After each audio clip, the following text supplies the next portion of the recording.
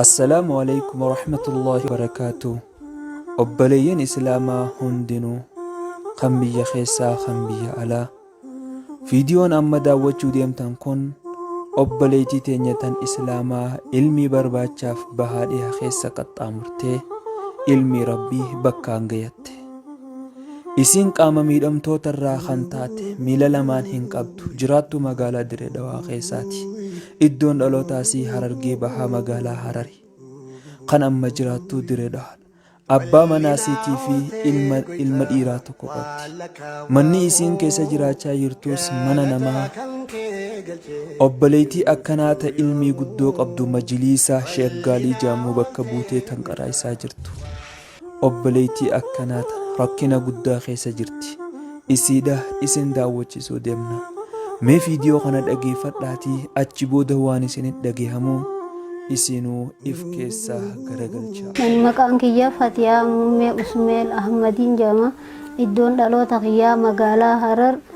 أردا ديري طيارة غندا نيا أتي قام بيدم تخنا تو خيسا يا خيسا أم مربي غندا لدي غددي يا خيسا كانتي إنتي كنا بوتو تشتي غلتي أليف غافان جو درسا شي آدم طولات الراين قري درسا شي آدم طولات القراتي غلط الراين قري ايغس بود شي عثمان دفه شي عثمان رتين كتاب بلوغ الرانغ تفسير قري ايغس بود علي اول رتين سننا كتاب نسائي في بخاري في ماجان سرقري ايغس بود شي علي بشامبي برله دكي اما تكو مسلم يسرق أريه إيجاسي أصله أسيتين كتاب في تدهانغا مواتي ابن مالك تي فربول برسيط لني دنديسا نانجي درسافي نما توكو توكو ديرادا لاون داو أصول الرانغا تفسيران برسيس يارون سلا ديمي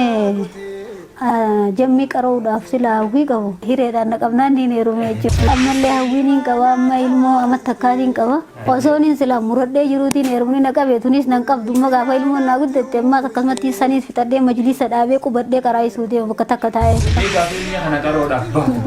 مودن نو سمودت نيرتي نيرتي ادو جيرا غافا غندا خنيا بردو بيته ني هوروفا علمي تنويا كل يسونن دو هوروفا دچيني مجاتي غوندي مو نجلا مجاتي دچيني هوروفا نغقبا هو تربلا كاوديتين غيانو غجهلا كاودو غتاي هوروفا في راسو كاي غونو غجا فالا كاود مسجد سينه نما چفدرو دكه بك شيخ جل دياتو دكه اكسي علمي تي قرات ريچو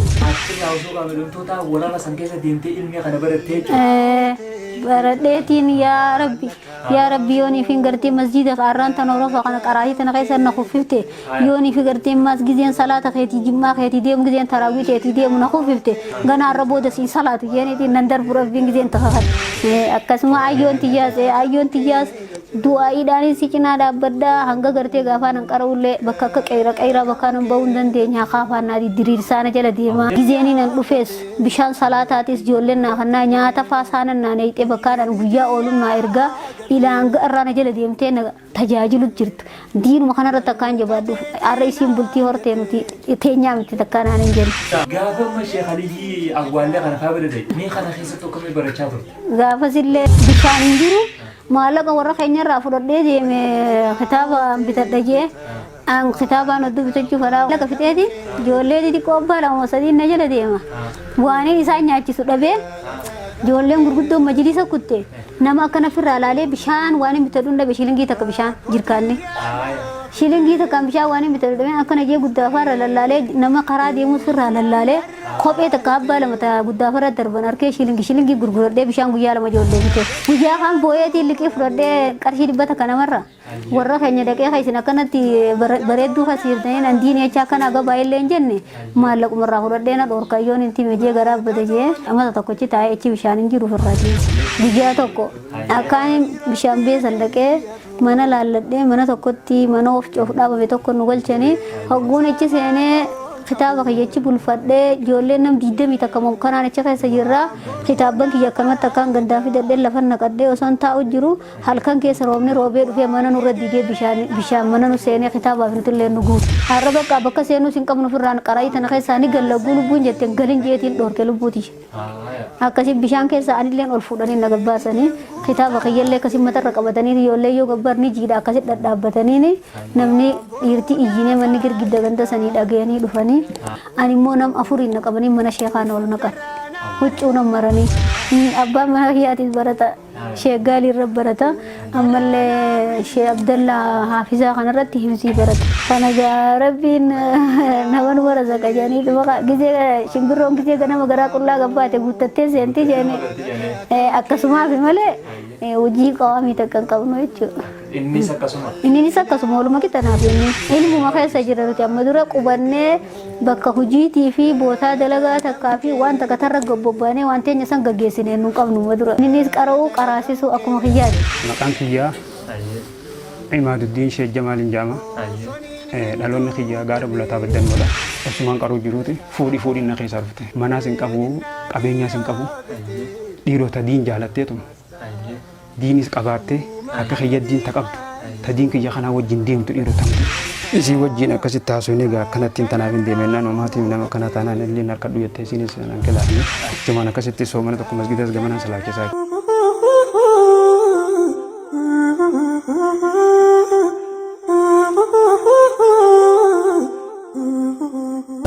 Egaa warri wanta kana daawwachaa jirtan hundinuu akka wanti gama jalaa arkitan kanarratti xiqqoo rabbi isin beekuun diin kana hamileen isaanii ammallee quraanni hangeen maqaadhaan kun ganaa faatiya qaraanii jechuudha. Namni gaasilaa isa hadiin baratu yoo deeggarsiisa duuba hin jiraanne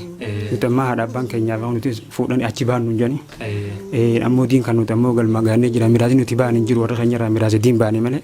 miraasni diin kun yoo gargaarsee hawaasni namni diin gartee kheyrii barbaadu yoo gargaare hedduu bareedaadha. Kitaabanis ittiin haajama namni kun akkasuma ammaasiis deebisee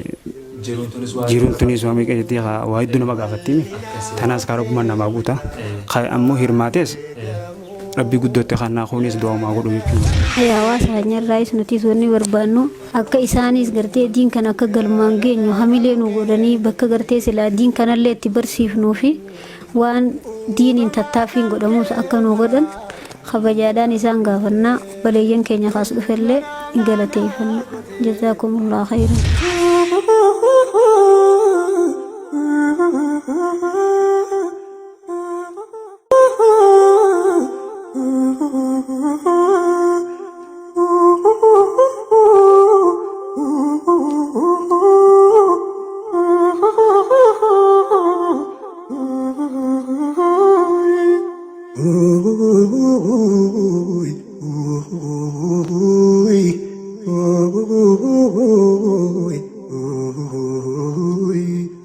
تولنا قلتي قيتا ولا كوامو قالتا كم كي قلتي انفتو يومو yeroo ammaa tana keessatti obboleettiin teenya tun umrii isii guutuu waggaa meeqaan lakkaa'uudhaan ilmii keessa dabarsitee jirti. Yeroo ammaa tana ammoo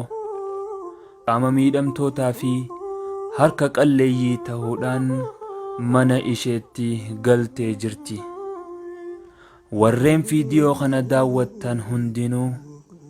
waan rabbiin isin beeku waan qabdan ni beeytan. Rabbiinis waan manaa qabdan isin beeka. Akka antii barreeffamaan azala mul'achaa jirtu kanarratti xiqqoo qabdaniin bira dhaabbadhaa. قال النبي صلى الله عليه وسلم من فرج عن مؤمن كربة من كرب الدنيا فرج الله عنه كربة من كرب يوم القيامة رواه البخاري ومسلم. namni rakkataa islaamaa tokko rakkoo isaa addunyaa irratti rakkoo isaa ta addunyatti isa mudatte san bira dhaabbatee irraa fure waan dandayuun humnaan taatus qabeenyaan taatus rabbiin rakkoo guyyaa qiyaamaa hamtuu san irraa fura akka isa mudanne taasisa. obboleeyyan keenya obboleettii teenya tana akka gargaartan maqaa rabbii guddaatiin isin gaafanna. Akkaawuntii as jalatti mul'achaa jirtu tanarratti qarshii irraa kaasee hanga qabdaniin hanga dandeessan waan rabbiin isin beeku akka gargaartan maqaa rabbii guddaatiin isin gaafanna. Obboleeyyan Islaamaa waan rabbiin isin beeku waan qabdan irraa keessa buufadhaa. Akkaawuntii asirratti argitan kanarratti baankii hojii gamtaa Oromiyaa fi Nigdi baankii Itoophiyaa baankiilee lamaan tanarratti deeggaruu ni dandeessan. Odeeffannoo dabalataatiif lakkoofsa bilbilaa asiin gaditti argitan kanarratti nu qunnamuu ni dandeessan.